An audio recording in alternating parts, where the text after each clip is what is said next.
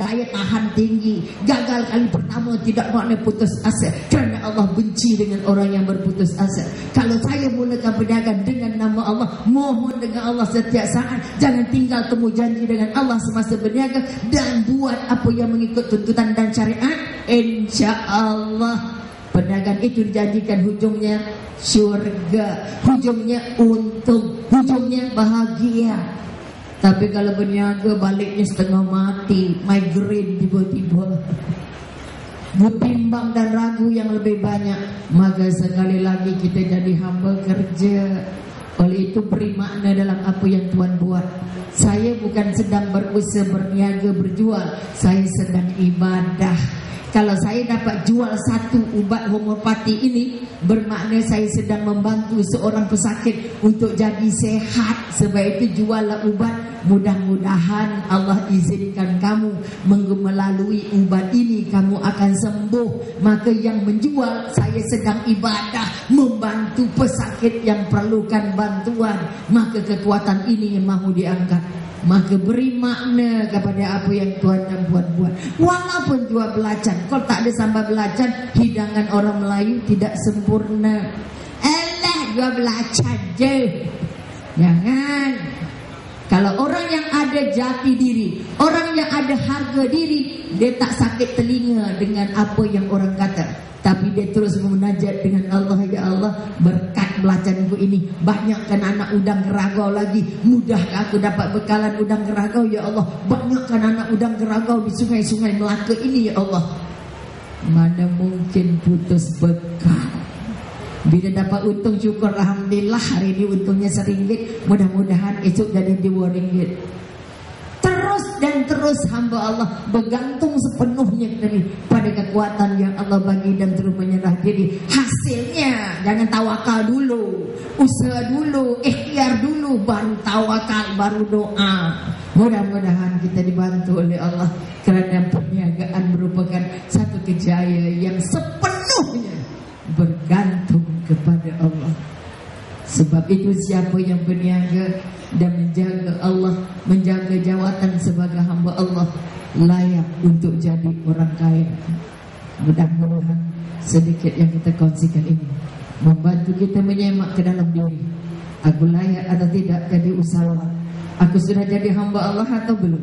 Mudah-mudahan hamba Allah yang menjadi usahawan ini akan dipelihara Allah setiap detik dan geraknya, dan dijaga supaya modalnya tidak terjatuh ke tempat yang salah. Didoakan supaya semua usahawan yang ada di Melaka terus meraih keuntungan dengan redha Allah. Sekian, terima kasih.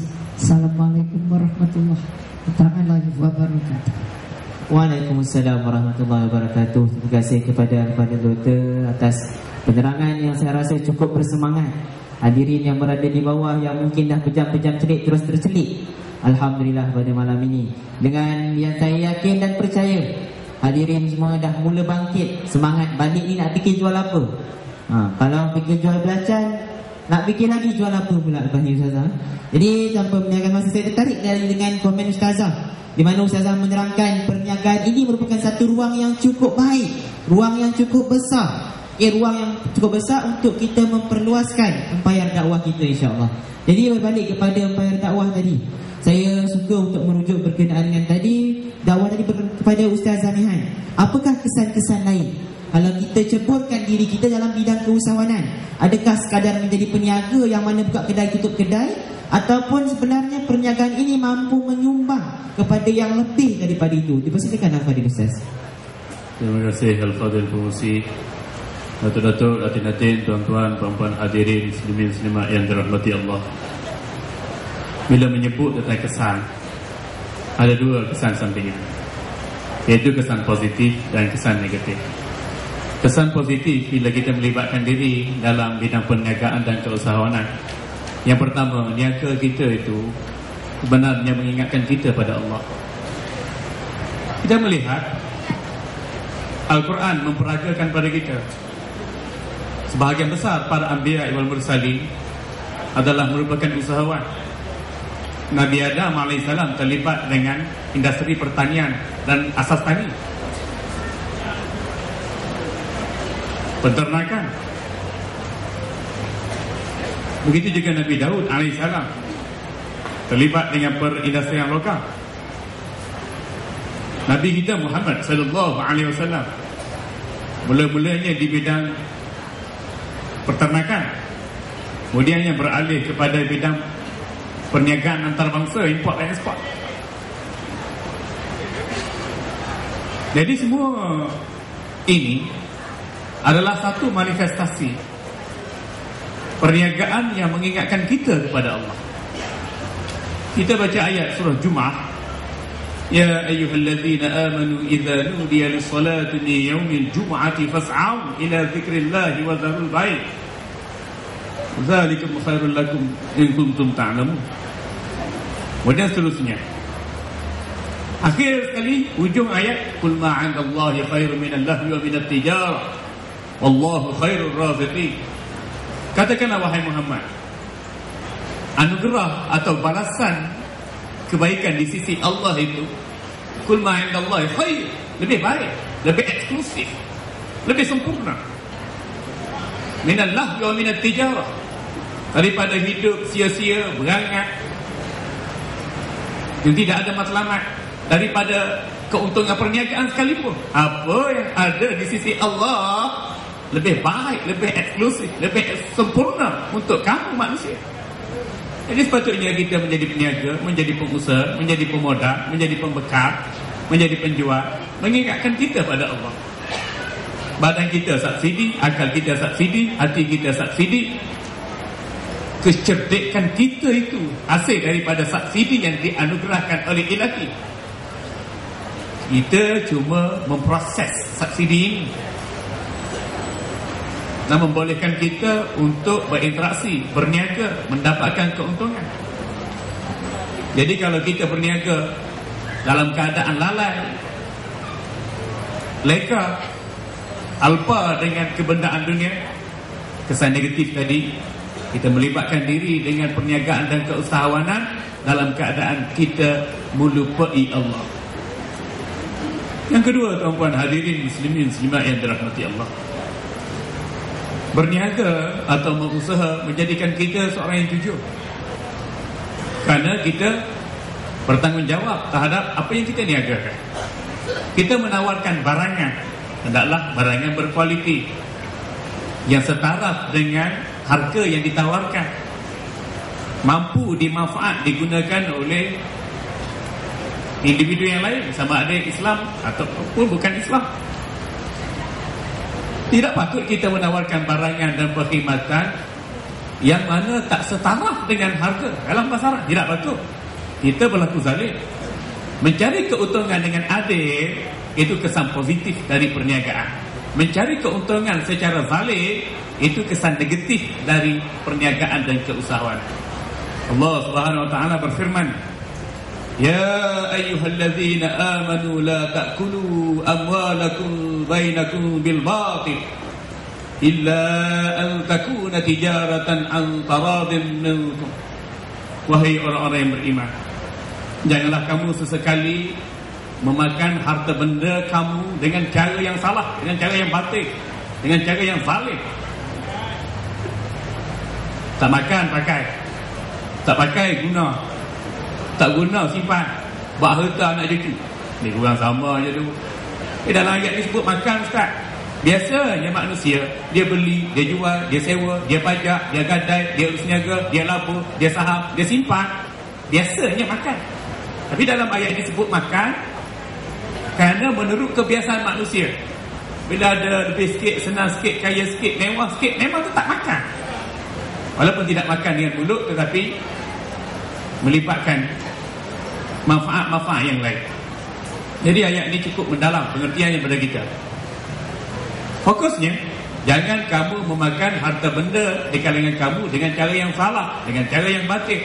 Sebaliknya, berjual belilah, carilah harta benda, makanlah, gunalah, manfaatlah harta benda di kalangan kamu dengan cara saling merapai antara kedua belah pihak. Ada pembeli penjual atau pengusaha pemodal, peminjam dan pemberi pinjam. Alhamdulillah. Kesan yang negatifnya, Kalau kita memakan hasil masa yang halal, maka ia mencelitkan mata hati dan minda kita untuk menuju akhirat. Kalau kita memakan hasil masa dari usaha yang tidak halal, yang haram, yang salah, menggelapkan mata hati dan akal fikiran kita untuk menuju akhirat. Bila mata hati dan fikiran gelap melihat akhirat, terbalik pada apa yang doktor sampaikan tadi, kita hanya cinta harta, tahta, kuasa, rupa, wanita dan glamour. Kita jadi hamba pada dunia. Putuskan hubungan dengan Allah, jadi hamba pada dunia. Bila tidak ada wang, kita rasa susah. Tidak ada wang, tidak ada keuntungan, tidak ada pelanggan, kita rasa tempik dada, kita rasa susah. Apatah lagi bila kita dibebani dengan bebanan hutang yang begitu banyak. Kesusahan itu bertimpa-timpa bagi kita. Tapi kita tak tahu sebenarnya kita telah memutuskan hubungan dengan Allah. Allah uji kita dengan perniagaan, dengan keuntungan, dengan kekayaan, dengan kesenangan. Jangan jadikan itu sebagai fitnah, ujian yang melupakan hubungan kita dengan Allah. Sebab itu saya katakan tadi, di samping kita duk niaga karnival ni di peringkat kampung, daerah, bandar, negeri, negara, antarabangsa, itu urus niaga kita dengan manusia. Satu yang lebih tinggi kemuncaknya ialah urus niaga kita dengan Allah. Jadi kalau urus niaga berorientasikan kepada sumber yang halal, cara yang halal, berdasarkan kepada tuntutan syariat, dia mencelitkan mata hati dan tanggungjawab kita menuju akhirat.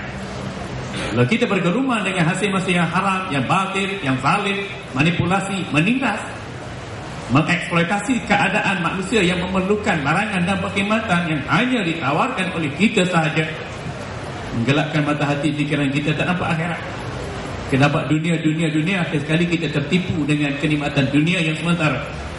Wamal hayatud dunya illa mata'ul ghurur. Kehidupan dunia, kata Allah, tidak lain, kalau melalaikan kamu daripada menyati Allah, kehidupan dunia yang melalaikan kamu itu tidak lain kecuali kehidupan yang menipu daya. Kita biasa tengok filem tipah tertipu. Takut-takut kita yang menjadi peniaga yang tertipu dengan nafsu, tertipu dengan keadaan, tertipu dengan keuntungan, dan tertipu dengan nilai kebendaan keduniaan. Tuan-tuan hadirin muslimin muslimat yang dirahmati Allah, kesan yang ketiga terlibat dengan perniagaan ialah kita memberi hak pada orang lain. Kita memberi hak untuk orang lain, hak makanan, minuman, barangan, perkhidmatan yang baik, yang suci lagi halal. Kita memenuhi kriteria fardu ain, kita memenuhi kriteria fardu kifayah. Fardu ain maksudnya ilmu mengurus diri sendiri. Fardu kifayah maksudnya ilmu mengurus sistem. Ilmu mengurus sistem. Jika ada orang Islam yang membekalkan belajar yang diperakui kehalalannya, maka permintaan umat Islam yang lain adalah dipenuhi. Begitu juga barangan-barangan dan perkhidmatan yang lain. Jadi kita bila dapat memenuhi keperluan orang lain dalam menyediakan barangan perkhidmatan yang baik, suci lagi halal, kita bukan sekadar melaksanakan tuntutan fardu ain, tetapi kita juga memenuhi tuntutan fardu kifayah. Jadi kedua-dua kefarduan itu kita aktifkan bila mana kita terlibat dalam bidang perniagaan. Namun demikian, kesan negatif dari sudut ini ialah bila kita tidak memahami perniagaan atau keusahawanan ini dalam konteks melunaskan tuntutan fardu ain atau fardu kifayah yang melibatkan masyarakat, kita hanya berfikir hanya kesenangan, keuntungan untuk bagi diri kita sahaja. Kita tak tengok barangan ini bernilai, berkualiti atau sebaliknya. Kita hanya melihat barangan kita, orang nak, orang cari, laku, ramai pelanggan tetap, sanggup membayar dan sanggup berlumba membayar lebih, maka kita rasa mendabik dada. Kemudiannya, pemerolehan keuntungan atau rezeki daripada bidang keusahawanan kita itu digunakan pada perkara-perkara yang melalaikan kita dari jalan Allah. Na'udzubillahi min zalik. Yang keempat, kesannya tuan-tuan, bila kita melibatkan diri dalam perniagaan, kesannya ialah kita boleh menjadi hamba Allah yang bertakwa dengan mudah. Kalau kita berkhidmat dengan syarikat, dengan jabatan atau dengan kerajaan, kita tertakluk kepada terma dan syarat syarikat, jabatan atau kerajaan. Tapi bila kita kerja sendiri, masa kita tak tertakluk, mana kita tidak ada hak dari sudut kepenggunaan masa. Kita nak lambat datang kerja pun syarikat kita sendiri, kita nak awal datang kerja pun syarikat kita sendiri. Tapi berbanding dengan kerja dengan orang, lambat datang kerja haram, balik awal kerja memula sawung pun haram juga. Jadi bila mana kita usaha sendiri, niaga sendiri, masa kita itu banyak diisi dengan perkara yang bermanfaat. Dan masa kita itu tidak menjadi fitnah pada diri kita. Begitu juga usaha kita, gerak kerja kita, produktiviti kita, kualiti kita, persembahan kita, semuanya itu boleh dilihat, dinilai, ditambah baik, ditingkatkan. Dan kita sentiasa berfikir bagaimana untuk memberi kebaikan kepada saudara se-Islam kita yang lain. Begitu juga dengan bukan Islam. Tuan-tuan hadirin muslimin yang dirahmati Allah, Islam galakkan kita niaga, mengusaha supaya kita umat Islam jadi kaya. Islam tak ajar kita jadi miskin. Sayyidina Ali karamallahu wajhah menyatakan, kadal fakru an yakuna kufra. Hampir sangat kemiskinan itu menyebabkan seseorang jadi kafir. Hampir sangat kemiskinan itu menyebabkan orang jadi kafir, jadi murtad, keluar Islam. Dekat Gombak tuan-tuan, remaja kita nak topak prepaid kan. Ada orang Kristian yang belanjakan topak prepaid RM5, RM10 pun sanggup masuk Kristian. Jadi kita sebenarnya, Islam sebut tentang niaga, hadis sebut tentang usaha, bagaimana menjadi sunnah para nabi, nak suruh umat Islam ni jadi kaya. Firman Allah Subhanahu wa taala, laisa alaikum junahun an tabtagu fadlan min rabbikum. Tidak menjadi salah bagi kamu hai manusia, kamu mencari kurnia anugerah Allah yang melimpah ruah. Tak salah. Niagalah, usahalah, kayalah, mewahlah, hidup senanglah. Jangan jadi miskin. Tetapi kembali pada Allah. Dengan kata mudah tuan-tuan, kita niaga, kita sibuk meeting, fikir tentang produk, pemasaran, keuntungan, modal dan sebagainya. Tapi cukup masa sembahyang, cukup keadaan tutup aurat, cukup masa bayar zakat, cukup masa bayar cukai, cukup masa buat haji, cukup masa kita sedekah fisabilillah. Dan kita mampu dengan anugerah yang Allah kurniakan itu untuk memakmurkan bumi Allah, untuk memakmurkan agama Allah, dan tetap sentiasa memberi komitmen dalam mengajak manusia menuju pada Allah. Bukan kata ini tanggungjawab PTA je, atau jabat agama Alur Gajah saja, atau ustaz-ustaz kami di JAKIM saja. Tidak. Semua orang Islam yang terlibat dengan perniagaan dan keusahawanan harus tahu hakikat perniagaan itu sendiri. Dari mana asalnya? Kita sebagai pemproses sahaja, dan sebenarnya kita berniaga menuju kepada Allah. Itulah lumrah kehidupan yang perlu kita fahami bersama, walaupun kita berkecimpung dalam keusahawanan dan perniagaan. Wallahu a'lam.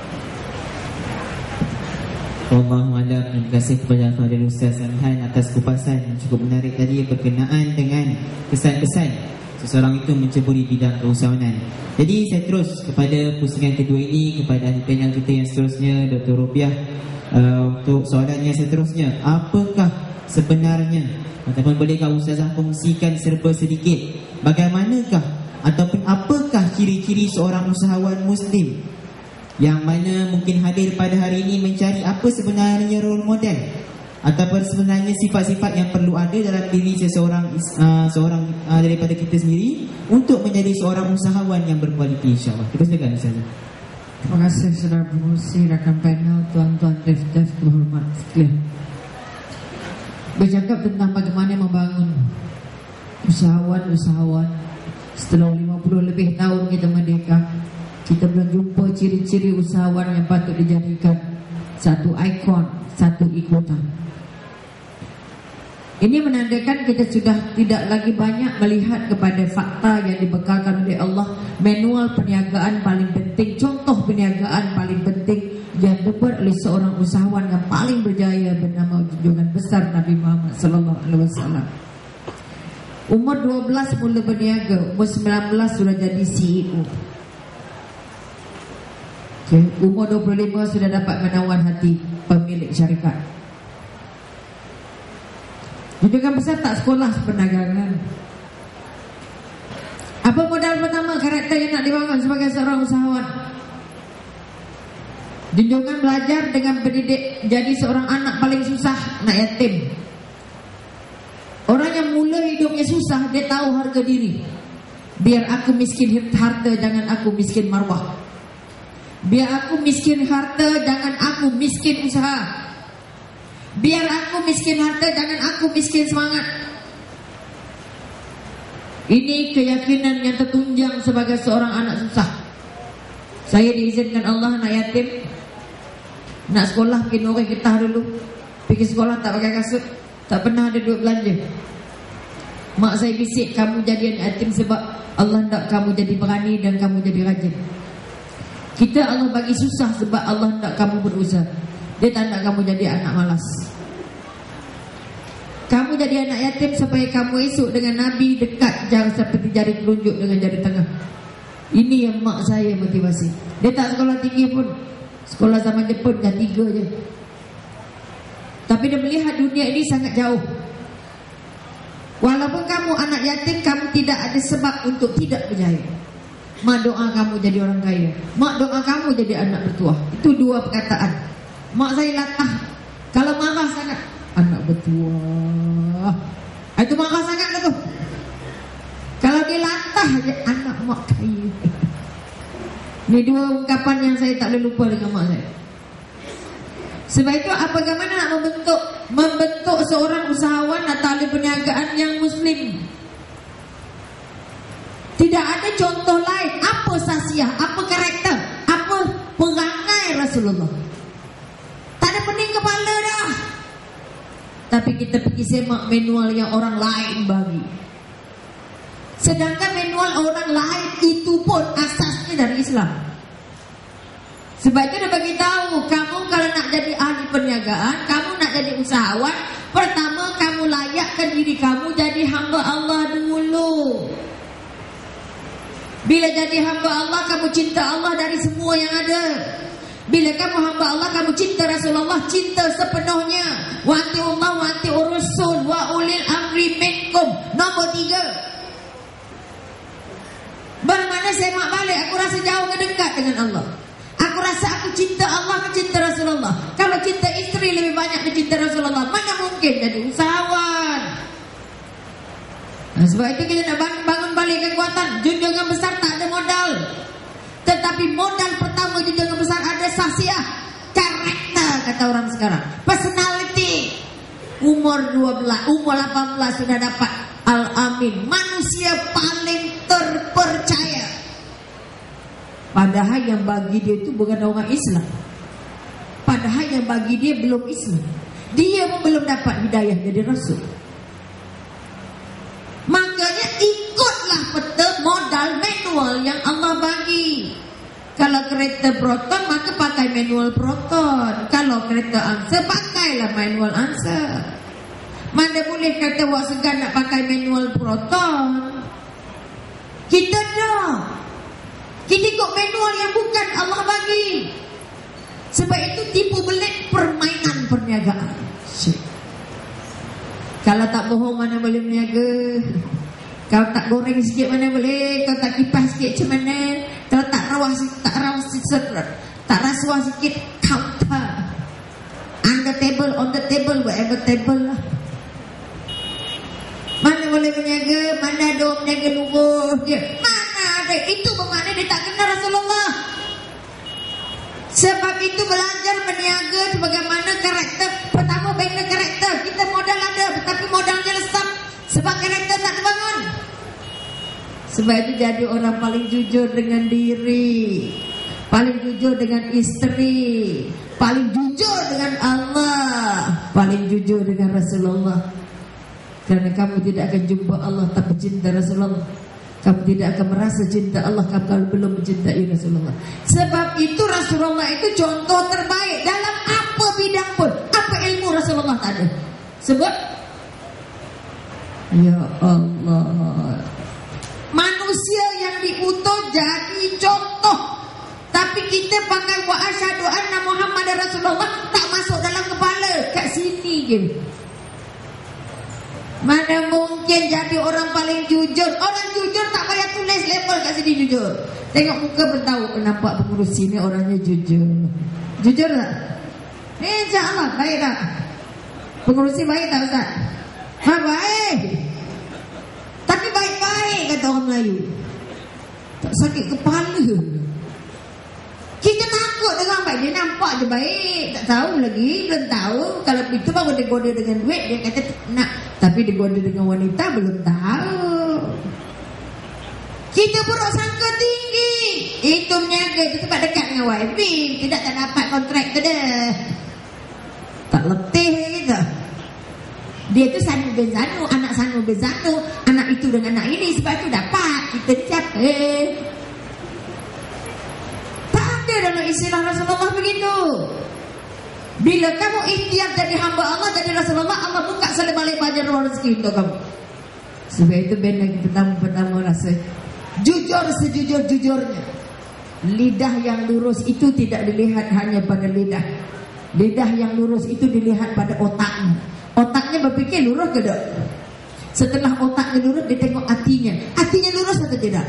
Setelah dia tengok hatinya lurus, tengok apa yang dia buat. Perbuatannya lurus tak?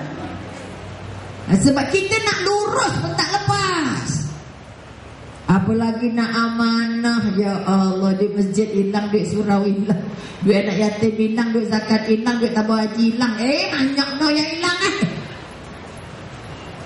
Ini contoh. Apalagi duit syarikat, menggelap duit syarikat ngamal. Sebab itu saya masih melawat homeless. Tempat di mana orang dah tak ada harapan nak hidup. Dulu saya ke CEO syarikat, akhirnya bankrupt, tinggalkan muflis, malu balik kampung. Saya tinggal keluarga, saya tinggal adik-beradik, saya duduk Kuala Lumpur, pakai cantik, tapi tak ada keluarga. Otak hilang skru. Kerana masa kaya dia tak jumpa Allah. Skru hilang baru nak cari Allah. Ya Allah, syukur alhamdulillah skru hilang dulu, jatuh dulu baru jumpa Allah. Ramai kita begitu. Tengah sehat walafiat, Allah lambat lagi mati. Sebab itu orang pencen ramai di surau dan masjid. Buat apa sekarang? RTM, rehat tunggu mati. Tak letih kita. Tak ada kena meniaga. Allah dah tua nak meniaga apa? Kau nak meniaga muda-muda lah. Yang muda pula jangan nak meniaga, kan ada duit pun, modal pun tak ada, alio je. Bermakna tak ada sistem yang nak membantu pembangunan otak kita. Sebab itu sekali lagi bangun karakter jadi orang paling amanah. Nyawa ini adalah amanah, jasad ini adalah amanah. Kalau mata tak boleh jaga, kalau telinga tak boleh jaga, mata jangan tengok cerita hantu, telinga jangan dengar fitnah, tangan jangan pegang yang haram, kaki jangan pijak tempat maksiat, otak jangan fikir kotor, perasaan jangan dengki, tindakan jangan membuat anda was-was. Nanti dia nampak susah, nanti dia tahu ini antara awak dengan saya je, orang lain tak tahu, ini rahsia. Macam-macam kontrak hitam yang berlaku kerana tidak tidak amanah. Kita ni dah hebat dah, makhluk terbaik yang Allah jadikan. Kalau